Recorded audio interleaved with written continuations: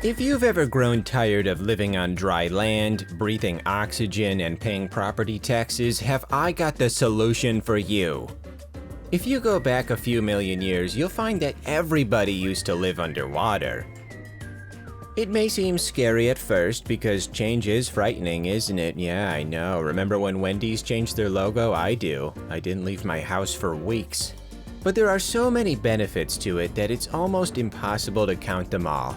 But I'll do my best to list all of the pros and cons that go along with swapping out your Nomad for a Nautilus.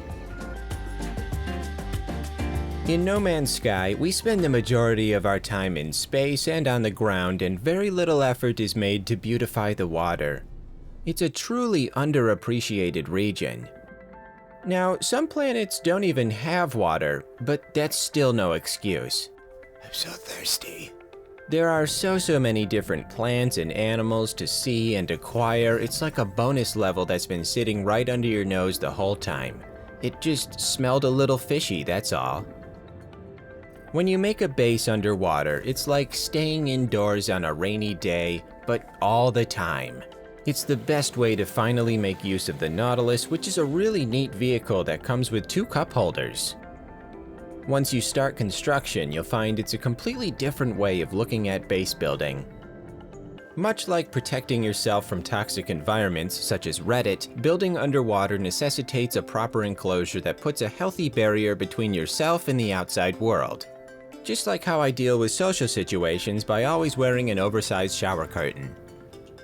I never use the underwater chambers, at least not underwater, and it's great using something for its intended purpose. The watertight door and moon pool floor are so satisfying to use and are also pretty important if you ever want to see daylight again. Wait a second. Let me out! Let me out! It's no secret, but this is also the greatest use of glass tunnels. This, or going through a neat hill where you can take a gander at all the delicious dirt. I could really go for some double fudge brownies right about now. Not to mention the fact that there's never any risk of something going wrong if you don't exclusively use underwater base parts. You'll float too. You'll float too. Now, there are a few drawbacks to this lifestyle, as you might expect. Some of your neighbors aren't always pleased with your presence. There's extra steps to getting to your starship. Okay, here we go, down here, and here, let's go, let's do it, come on, we're gonna be late for the big dance. There's marginally less oxygen than you might be used to. Also, some fish don't obey your property lines at all. It's very inconsiderate. What? I don't remember inviting you all to my housewarming. There's a much greater need for glass, too, which requires frost crystals, and I don't know about anybody else, but I don't spend a ton of time turning into a popsicle on my frozen planets. But as far as I know, those frostwort plants still aren't affiliated with any delivery services.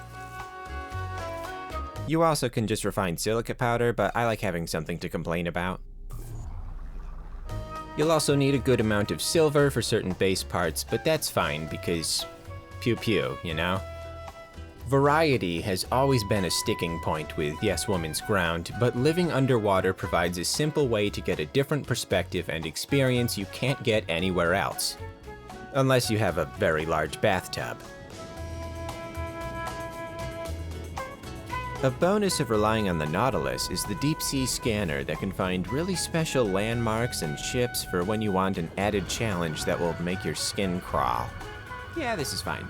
I know I do way too much exploring as it is, but what's the point of all that discovery if you never make a new place feel like home?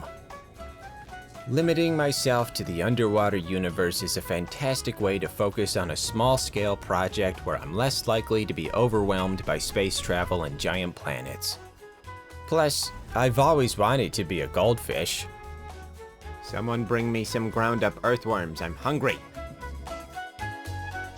I appreciate your eyes and ears, you're very great, you're wonderful, you're adorable. I just saw a dog, which is pretty cool.